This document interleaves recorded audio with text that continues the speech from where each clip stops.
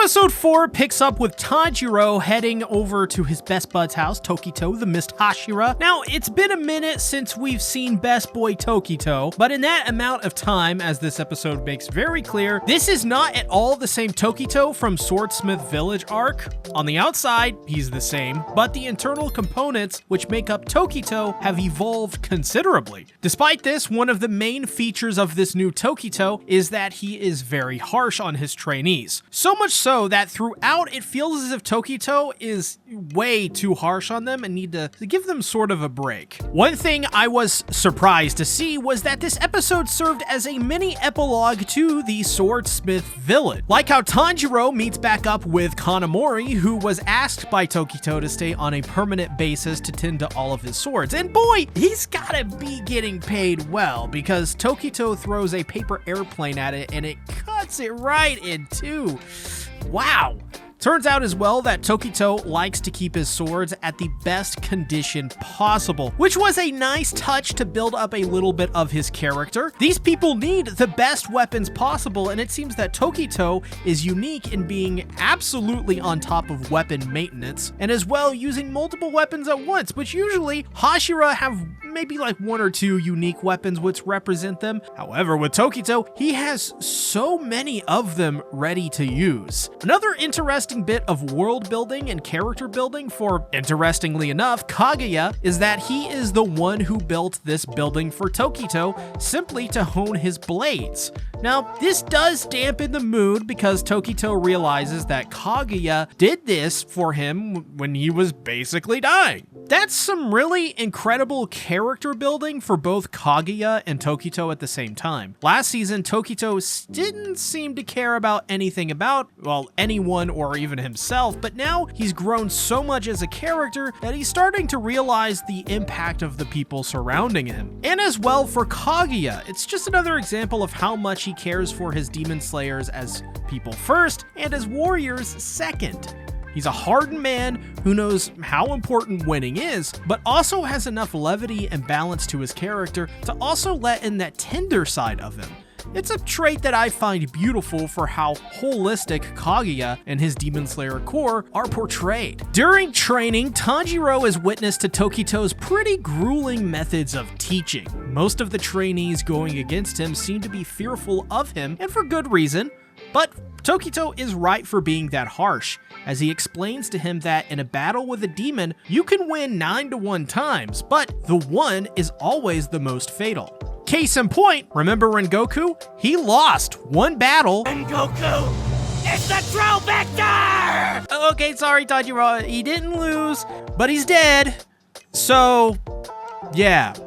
I think you get my point. They asked Tanjiro if they could tell Tokito to lighten up on them, but I love Tanjiro's perspective because I think it's the right one, but it's one they didn't consider initially. Tokito may be drilling them hard, but that training also affects him just as much, if not more, with how he's training them non-stop. And what's more surprising is that Tanjiro feels that he has toned that down compared to what he was like before. Tanjiro and the others notice that Tokito leaves, and the trainees mention that he's been doing that at night with the other Hashira for some reason, which brings us to another tease of what I presume to be this season's antagonist. And real quick, I am partnered with GamerSub, so if you use code CTactics or my link in the pinned comment, you'll get 10% off your order.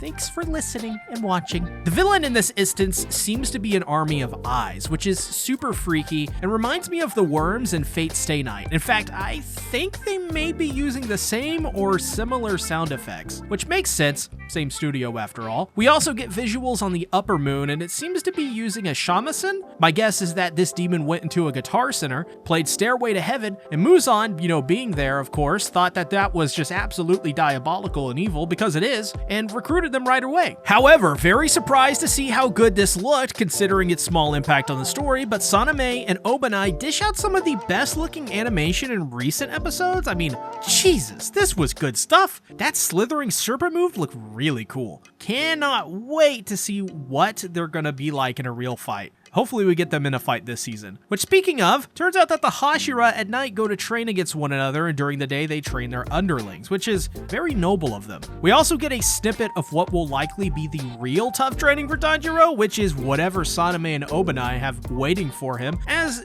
their opinion on Tanjiro, they kind of think he's stubborn and he refuses to die. So it seems our first two Hashira are surprisingly going easy, at least on, well, easy relatively for Tanjiro, and these two are going to dish out some real punishment onto him. And I can see why they'd think Tanjiro isn't a match for Hashira, but I feel they are underestimating him at the same time. After all, this is the Hashira training arc. If Tanjiro didn't have some pushback or hardship to overcome, then that would raise questions as what is the point? But at the same time, Tanjiro has already shown more than enough spirit and growth throughout his hellacious battles with the upper moons that you'd be wise to look upon Tanjiro as one of the brightest of this newest generation of Demon Slayers, so with some respect. But they don't. Continuing with Tokito's training, he gets even crazier with it by introducing the use of real swords, which leads to one of the trainees collapsing to their knees, scared out of their mind.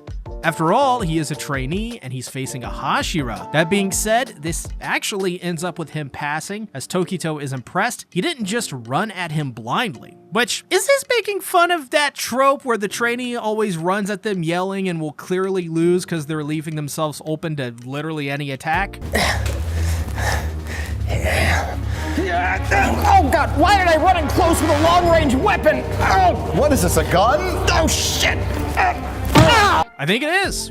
Clever. But it's revealed here that the trainees know all about what he does at night and in the morning when he goes to cool off his wounds and bruises. They now know the full extent to how hard Tokito is trying to train them, and they're grateful for that. Tokito mentions that he doesn't want any of them to die, which is a big moment for his character, seeing as in the last season he probably wouldn't say anything like that. After 5 days of training, Tokito passes Tanjiro onto the next Hashira, which surprises Tanjiro as he thought it would be a longer training Hashira thing, but no, he mastered everything he told him to. And I think this is both an example of how far Tanjiro has come, but also how simple Tokito's teachings are. I mean, they may be hard, but they do not seem to be complex, which is good, because the fundamentals are always the most important, as that is your base. To celebrate, Tanjiro recommends tossing some paper airplanes, as he got word from the others that this is Tokito's hobby. Gotta say, I love how both of the paper airplanes are pattern matched. So Tanjiro has the checkered looking one and Tokito the mist one. I mean, it's a funny little quirk. It doesn't make a lot of sense when you really think about it, but it's fun and goofy, which is what Demon Slayer is all about.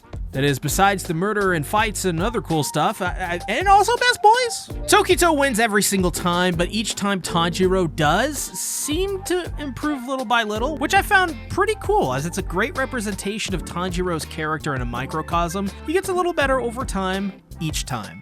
However, his trainees are another story. They love paper airplanes, and every one of them has their own unique one. Also, found it hilarious Kanamori threw his, and it went up and hit him on top of the head. That's like something that would happen to me. Good stuff, though. I also love Tokito's crow in this episode. She is such a brat, but in a really endearing and harmless way. Also, her VA is perfect for that role, as she captures perfectly how much of a gremlin she is.